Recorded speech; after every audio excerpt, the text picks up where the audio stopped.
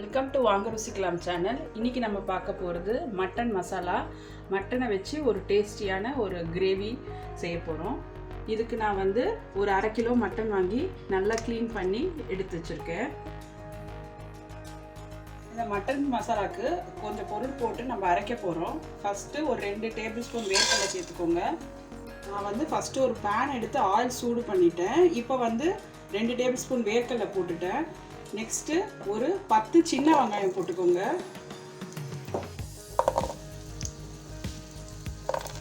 ஒரு 10 மிளகு,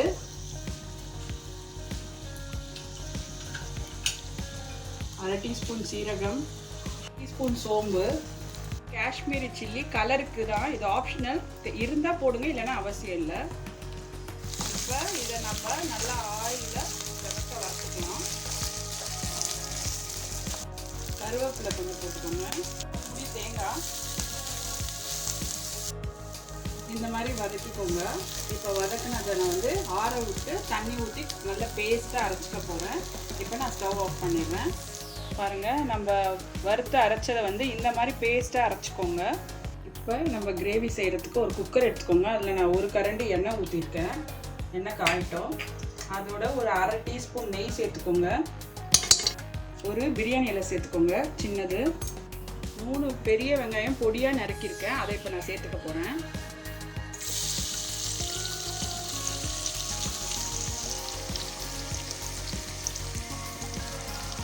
சேர்த்துட்டு நல்லா வதக்குங்க.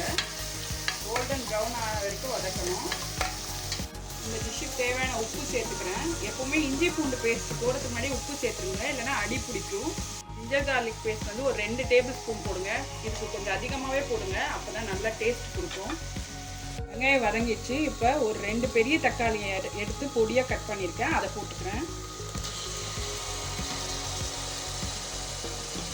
தக்காளி நல்லா கரையிற வரைக்கும் வதக்குங்க. மஞ்சள் தூள் 1/4 டீஸ்பூன் சேர்த்துக்கிறேன்.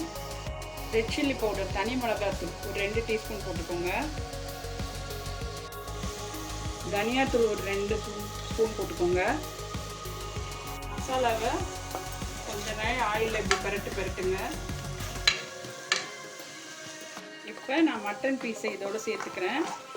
இதோடு சேர்த்து நல்லா வதக்குங்க. அப்போ தான் இந்த உப்பு காரம்லாம் இந்த மட்டனில் ஏறும். பாருங்கள், இந்த அளவுக்கு மசாலாலாம் ஏறுற மாதிரி நல்லா வதக்கிக்கோங்க. அப்போ தான் காரம்லாம் நல்லா ஏறும், டேஸ்ட்டும் சூப்பராக கொடுக்கும். இப்போ அரைச்ச மசாலா பேஸ்டெல்லாம் சேர்த்துக்கோங்க. பேஸ்ட்டை நல்லா மிக்ஸ் பண்ணி விடுங்க.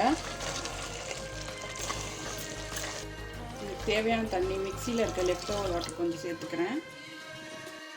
கொஞ்சம் தண்ணி சேர்த்துட்டு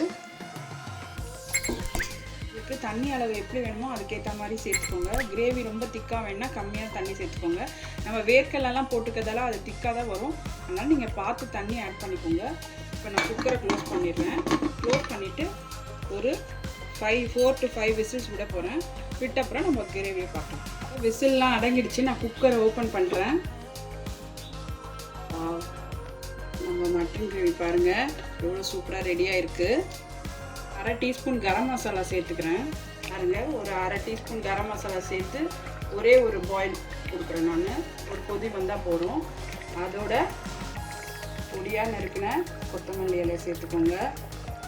செம்ம ரிச்சான மட்டன் கிரேவி பாருங்கள் எவ்வளோ சூப்பராக ரெடியாக இருக்குது. மட்டன்லாம் அப்படியே பஞ்சு போல் நல்லா வெந்திருக்கு. உங்களுடைய கிரேவி ரெடி ஆகிடுச்சு. நான் இப்போ சர்விங் பவுலுக்கு மாற்றிருக்கேன். சுட சுட ஒயிட் ரைஸ் போட்டிருக்கேன். அதோட இந்த மட்டன் மசாலாவை போடுறேன். சூப்பராக இருக்கும் இந்த மட்டன் கிரேவி.